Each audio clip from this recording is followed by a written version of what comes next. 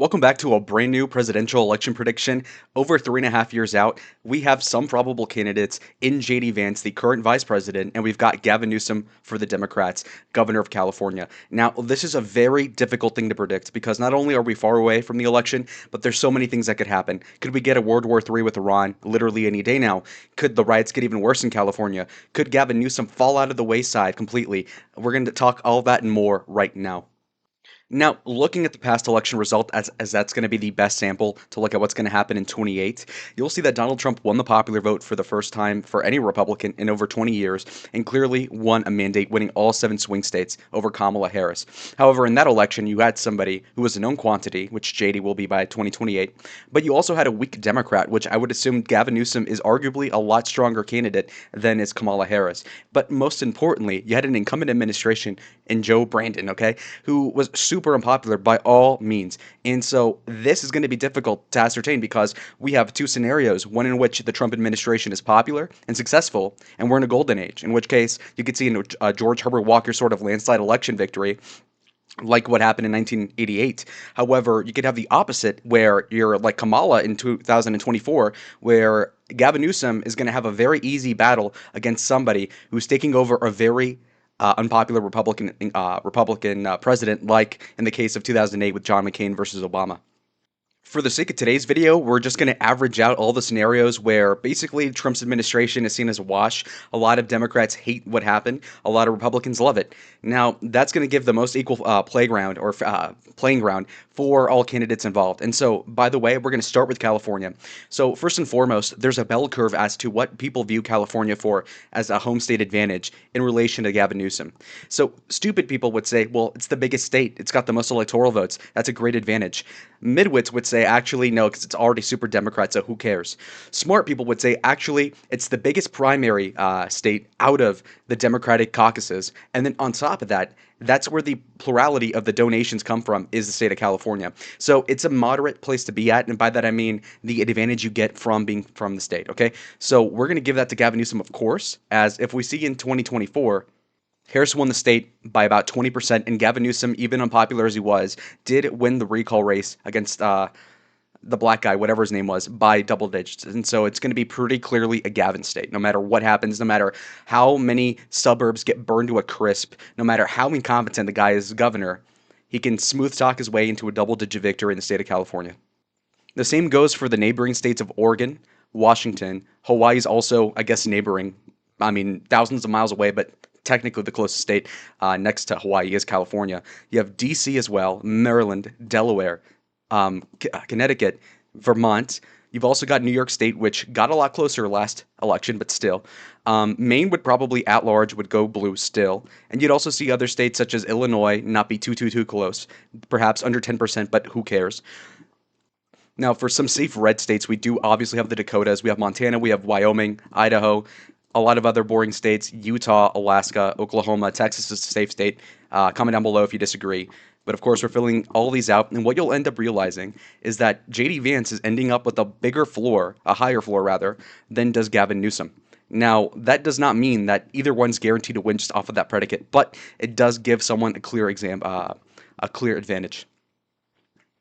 Now, let's assess the remaining 168 toss-up electoral votes based off what was closest in the last election. As you can see here, Colorado was not that close at all. Kamala Harris won it by 11%, and basically it's been trending blue for 2 decades plus. You have not seen a Republican since Bush win it at all.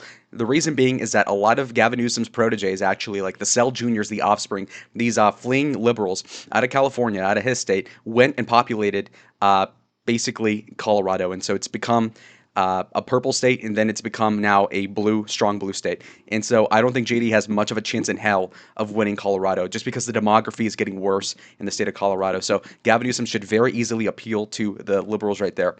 That being said, we look at another state that's not that close, and that's Ohio. That's the home state of JD Vance, who, in my opinion, does not, I mean, he has an appeal on paper to the Midwest, but nobody really cares. I think that he has a more broad, I mean, does he really have an accent? I think that he didn't really boost Trump in Ohio, and his Senate performance was lackluster, to say the least, in 22. So he'll still win it regardless. I mean, if you look at the last result, It was 55 to 44, so not competitive at all. Next, we're going to discuss the state of New Mexico, which a lot of Republicans are saying is a sleeper candidate for flipping in the next election. Kamala beat Trump by only 6 percentage points, or even a curmudgeon beneath that total, actually. Now, that means that it's trending Republican for sure. In fact, by maybe 5 or 6% over the last election with Biden in 2020. That being said, when we're talking about trends, it's also important to note that what is the room for improvement, okay? So while, yeah, the state could go Republican by 5% last election, can it get another 5? Is there another 5% of people that are willing to change their votes year over year? And the answer to that is probably not. Now, this JD Vance, which in a predominantly Latino state like New Mexico, hence the name, does he have an appeal that is stronger than Trump's on immigration, on Latino issues, even speaking Spanish for that matter? No, of course not. And so it's pretty obvious to me that he's probably going to lose New Mexico. It could be by as little as 2%. It could be as much as 9%. But a Gavin Newsom sort of Californian liberalism is going to actually appeal, I believe, to New Mexicans, believe it or not. So we're going to give that seat to Gavin Newsom. Not that it means much. It's only 5 electoral votes. Any campaign would be stupid to spend a single dollar on the state unless things change. Next up, we have with its 13 electoral votes, the state of Virginia. You'll see the result. Last election was pretty definitive. I think Trump lost this by 5.8%, which a lot of people thought was a sleeper flip. Unfortunately, Trump did rally there a couple times, and it was literally for nothing. The gubernatorial campaign by Winsome Sears has been gruesome to say the least. So Newsom's going to lead that state by a good amount, in my opinion. If you're a reasonable Democrat, and by that I mean just somebody who is not Bernie Sanders, you're probably going to win Virginia no matter what. That's just the way the cookie crumbles. DC has taken over too much of the Nova County area, so it's just pretty clear that Northern Virginia will bring the state home for any Democrat, and Gavin Newsom is exactly that Democrat. So I think that JD does not stand a fiddler's chance in hell in winning that. Another sleeper candidate for JD Vance that a lot of people have been talking about recently is New Jersey. Trump had a gigantic, like 100,000 person rally apparently in and around the Breezewood, New Jersey area, near Pennsylvania, of course. And you'll notice that the state was a lot closer than what people remember it being.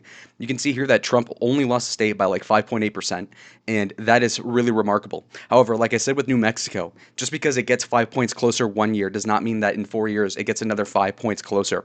Now, registration data has been pretty positive as of recently, of course, like it's been in most states for Republicans. However, in the state of New Jersey, I just don't believe that the momentum is quite there yet for it to be a Republican state. It's asking a lot of JD. And again, we're doing a simulation of which the administration is neutral in its approval rating, as it's seen now. Because, like I said, if Iran becomes an issue, like a war-like issue, then that completely changes the scope of the election come 2028. If there's a World War III scenario, invasion of Taiwan, we cannot predict that. And so for that reason, we're going to keep things all equal. So for that reason, I think JD is going to lose the state of New Jersey. It could trend definitely closer. It could be maybe a 2% win for the Democrats, which makes it a definite candidate for flipping in 2032. But that's way out there, okay? Now, the next state we're going to be talking about is Minnesota. So this is crazy. Despite Trump only losing Minnesota out of nowhere by 1% in 2016, which no one saw coming, and despite the fact that people thought that it could have flipped in 2024, Kamala Harris still beat Trump by about 4 percentage points. Now, that is interesting for a couple different reasons. Number one, it shows that it's not really that competitive. And then number two, you have to realize this. If you're JD Vance, why would you spend crucial Midwestern money on a state like Minnesota, which you probably have, let's say, a 30% chance of winning in a normal scenario, versus increasing your odds in Wisconsin, which you're already likely to win by, let's say, 20% with that Minnesota money? So I just don't think that even though, in theory, you could spend a lot of money in Minnesota and flip it in a competitive election, why would you do that if you could just spend it on Michigan, if you could spend it on Pennsylvania? It just doesn't make sense. And so for that reason, I see Gavin Newsom winning Minnesota. Minnesota is really a forsaken place. I mean, they voted for Tim Walz, what, 2, 3 times already? They voted for him again, despite the fact that he reacted the way he did during the George Floyd riots, with his kooky wife rolling down the window to smell the rubber tires burning, as what she said, actually. So Minnesota is probably not going to go Republican. In fact, it's the longest serving Democrat state in general elections, actually, which is insane as a factoid, but true.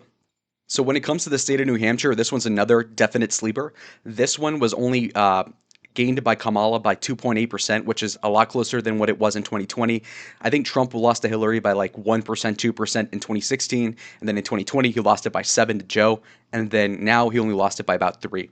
Now, that gives you an indication that maybe JD can win this, but again, in a neutral scenario, why would he do much better? The appeal of JD certainly is better in the state of New Hampshire than is Trump's, because New Hampshire is full of these like proper white wasp people, and JD's a better spoken person, for sure, more mild mannered. That could help a little bit. However, Gavin Newsom is exactly that. Also, used car salesman, he's got the shtick very down pat. So for that reason, I give Gavin a slight edge in New Hampshire. So let's give him that. So right now, Gavin Newsom technically has the lead, but let's give some more Republican-leaning states some attention now. We're going to go with North Carolina next. Now, this is very promising for JD. This state was won by Trump by about 3.2%. While that's not a landslide by any means, it is about the fourth time in a row that it's got Republican. Mitt Romney, despite losing to Obama handsomely, won the state. Trump won it in 16, 20, and 24, okay? 3 times in a row. Fourth or fifth time for Republican seems to be the charm because JD is actually decent as a candidate here. The people of North Carolina are very normal Republicans, and by that I mean that they're not McCain types. They're not super MAGA either. They are just basically what a Republican needs to appeal to, which JD does in spades. And so, kind of hard to explain it, but I think JD is not going to fumble the football on the state of North Carolina, which is very essential as a keystone to winning the state. Now, 235 to 226, this is still up in the air as to the validity of the election. Now, Georgia's next. This is a tough one for sure. So the Georgia presidential election result in 24 was that Trump won 50.7 to Kamala's 48.5, which is a 2.2% margin of victory, which in my opinion is a decent cushion, but a not so thick one. The reason why I say that is because Georgia, unlike North Carolina, is growing very quickly. And so when a state's growing very quickly, you got to be careful as to what people are going in and how do they vote. So when it comes to people in Atlanta, in that area, very Democrat, very dangerous for Republicans going forward. And so while Trump did a lot better here than he did in the prior election, he still did worse than what he got in 2016 when it came to his 5-point victory over Hillary Clinton. So for that reason, you can't feel too safe in the state of Georgia. That being said, when it comes down to the minority shifts for Donald Trump, that will more than likely offset whatever trends in the middle class white vote occur during a Vance run. However, I also do think that like the suburban, elitist, exurban, six-figure family, soccer mom demographic will do a little better when it comes to Vance, just because he is again more mild-mannered. However, the cat lady thing was a bad luck years ago, but we'll save that for another time. So I do think JD will squeak out the state of Georgia, even if he does better in the Midwest. I think that he will do a little worse in Georgia, relatively speaking. To discuss my home state of Arizona, I believe that it's going to be super easy for JD to win here. I've been to JD rallies. I was in the front row of his Tucson rally, in fact, last year, and he has a good command of the crowd. I think the people, the boomers in Arizona, like him, the white bread. And I think the McCain types, as time goes on, are just going to not factor into politics as much, as seen by Kerry Lake winning both primaries back to back, be it governor or for Senate. That being said, JD is also more of that Doug Ducey standard Republican fanfare for Arizona. And so I think that he's actually appealing pretty well. Notice I haven't been talking about Gavin Newsom too much when he comes to Georgia, North Carolina, or Arizona. And I say that because he just doesn't really have a particular appeal. In fact, Arizona, despite not being that Republican, is super against Californians. Like if you were to say, would you rather 100 Californians from Gavin Newsom's state, or would you rather 50 illegals from Mexico? I think a Republican in Arizona might actually consider the latter. And so for that reason, I feel like JD has a really good shot at winning Arizona by a bigger margin than even Trump did. So right now, JD's at 262 and Gavin's at 226. So right now, Gavin Newsom has all the states that Kamala won at least. Let's see if he can do better. All right, so we have the state of Nevada, which is probably the least important of the swing states if you include the 7 from last year. So Donald Trump won the state of Nevada by 3.1%, which is better than most people thought. I got it accurate. I'm a genius. Thank you very much. But I will say that JD does have a harder time doing better than, well, I mean, actually, it's a complicated thing. JD, I don't think appeals to Latinos as good as does a Donald Trump. It's hard to explain. Trump has like an aura machismo factor that Mexican men embrace, and so that's a subtle thing. But then also, second to that, Gavin Newsom is an interesting wild card here because this is a neighboring state to Newsom's California. However, that works awfully for Texans or people in Arizona, for example. But Nevadans are a little more, I guess, more amenable to California values. Las Vegas, obviously, very obvious example of a liberal cesspit, a cool one, but still. So tricky to see what sort of appeal Newsom has here. So I feel like JD might squeak out a victory here by, let's say, 1%, which is a reduction by 2 over Trump's margin, but that's still a W. Now, JD Vance has all but secured the presidency. He needs to win one of these three key states right now. So let's start with Pennsylvania. Of the three states, this is probably the easiest one to win and the biggest one and the most important one. So Donald Trump beat Kamala by 1.7% in Pennsylvania. I actually door knocked in suburban Philadelphia, so I know exactly what kind of voter JD needs to appeal to, and I think he has a good what do you call it, intuition as to how to appeal to these folks. Okay, first and foremost, in Western Pennsylvania, fracking super essential. Somebody like Gavin Newsom, horrible and anathema to natural oil, natural gas extraction, and all that sort of thing. Okay, he's very Green New Deal type. The assorted works of Bernie Sanders when it comes to electronic mandates and all this garbage. So Gavin Newsom would do horrible in Pennsylvania, in my opinion. So I think JD is a strong candidate. Also part of Appalachia's here. You see his Netflix movie, Hillbilly Elegy. He kind of appeals that way. So that's good. I think he does great in Pennsylvania. Michigan's another wild factor or wild card. So surprisingly, despite Michigan being the weakest state for Trump in 2016 and 2020 when it comes to the big three Midwestern ones, Donald Trump did the best when compared to this one in Wisconsin. He won Michigan by 1.4% over Kamala. And this is in part because of the Muslim vote, which again is another thing that you cannot forecast into the future. If we are in a position where Donald Trump is known for starting a war with Iran, a Muslim country, how do those people that swap their vote from the Democrats to Republicans or just stop voting in general and help Trump win Michigan, how are they going to take that? It could really hurt JD in a niche way. However, outside of that, JD, again, pretty white bread American, will appeal to the majority of Michiganders. And when it comes to Gavin Newsom, no appeal in particular to the state of Michigan. However, what I didn't do was include VP candidates, as that's not really the point of the video today. But if you were to pick Gretchen Whitmer, that could totally help. But assuming he doesn't do that, we're going to give the state to JD Vance. Okay, so now we've got one last state, and that's Wisconsin. So Wisconsin went to Trump by only 0.8%. Now, honestly, I'm not one of these like fraud kooks or whatever, but this is definitely sus. Okay, like I was really involved in the campaign, and I'll let you know that that I just don't believe it. But okay, fine, take it on paper. 49.7 to 48.9%. Now, keep in mind that Robert Kennedy got 0.5% of the vote here, which obviously he endorsed Trump, so it's all BS as a result. But anyway, assuming Trump won the state by, let's say, 1%. JD doesn't really have much of a cushion. However, in the places that really do matter, so like the swing areas such as the WoW counties around Milwaukee and whatnot, these places are definitely going to be more amenable, I think, to JD than to Donald Trump even.